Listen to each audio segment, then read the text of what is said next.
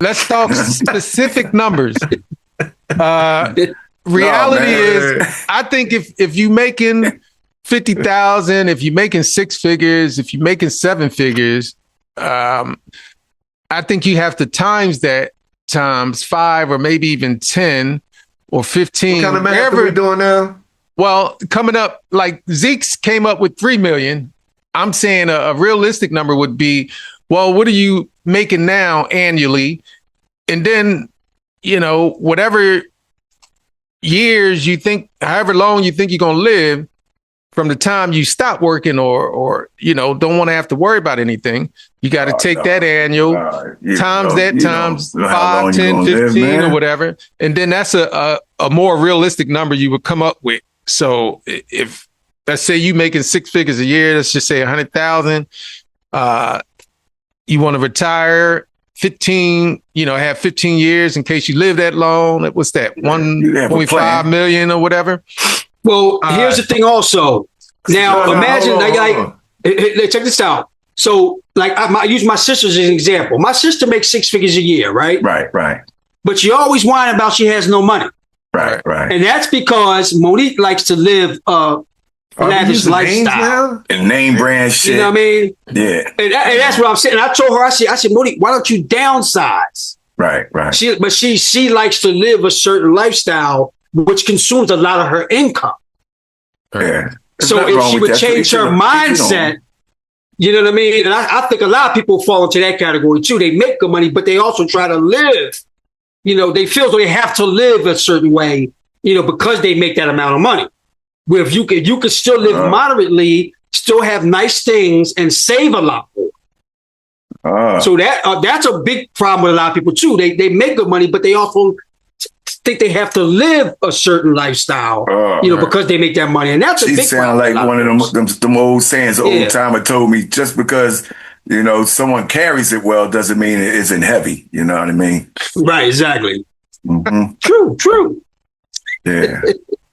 True. Yeah, old timer told me that. Old timer told me that before. Yeah. Because the reason why I brought Monique up was because she was telling me that she wanted to downsize. Right.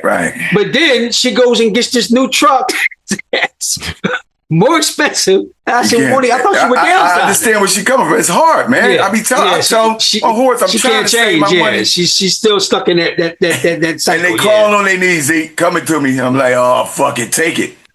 You know what I mean? It's hard. Yeah. Because to me, if you make 6 figures a year, there's no way you should be struggling for anything.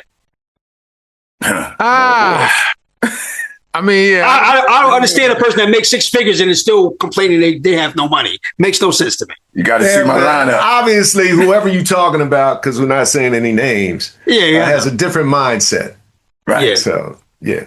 So, and I think all that falls under spending habits, and just still according to the American way of life, what they think the American dream is. And just because, like I said, you make that money doesn't mean you have to live that way. You everything, your material things look nice, but you have nothing afterwards. It makes no sense to me. Okay. Well, I see. I'll feel you on that. I'll feel you on that. Okay. Yeah. No. So that's what Sean was saying. With Sean, with the plan, with what you're really dealing with. Okay. Right. Even in that plan, things are going to happen. Mm-hmm. You know what I mean? Because I experienced that. I got to the point where, okay, it's getting late in the game. I'm in the fourth quarter.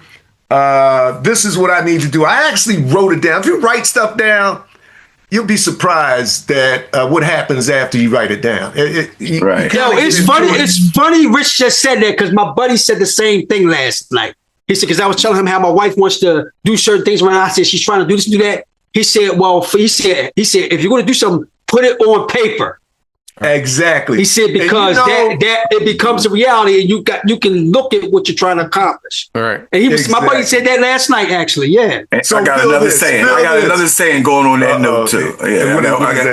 I hear Zeke and I'm feeling Zeke. Hold on, Hot Rod. This is a segment where Hot Rod has another saying. Shoot. Yeah. Don't interrupt me, Sean. Look, listen. I'm giving you time. No, come on, Uncle Sean.